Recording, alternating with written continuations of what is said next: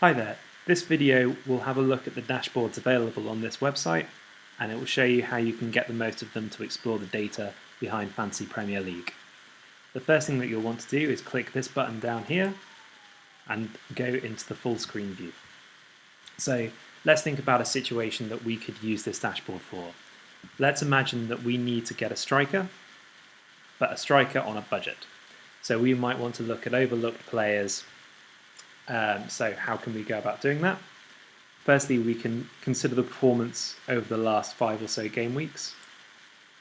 So we can use this filter here to look at performance across all the games since game week 24. And we can also filter on price as well. So let's take the price down to, let's say, about half of the maximum. What we can do is think about players that haven't scored in the last few games, but players that really ought to have done. So players that perhaps have just been a little bit unlucky. Now to do that, we can filter the KPIs that we want to use on this scatter plot. So let's look at the number of goals. And let's also filter by position. So take out all the players apart from forwards so that we can find the striker that we want to.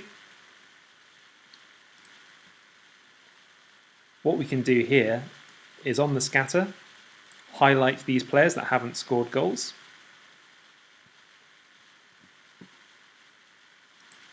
And then explore different KPIs for those selected players. So let's have a look at this goal threat KPI. So this is equivalent to expected goals, or it's a version of expected goals that I've created. And what we can see is that there's one player here, Oliver McBurney from Sheffield, whose goal threat has actually been pretty comparable to most other strikers in the game over the last few game weeks. We can see here that his goal threat has been significantly better than other players who haven't actually scored in the last couple of games.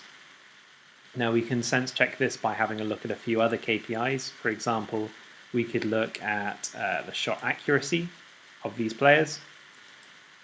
Similarly, we could look at the number of shots that they're having in the box. And again, actually, we see that Ollie McBurney has been doing pretty well on both of these KPIs. His shot accuracy hasn't been as high as, say, Callum Wilson at Bournemouth or Raul Jimenez at Wolves, but it's been about average. What's more, we can see that on average, only 17,000 managers have been selecting Ollie McBurney. So if we're looking for a differential option that we think could do well in the future, then this looks like it could be a pretty good option.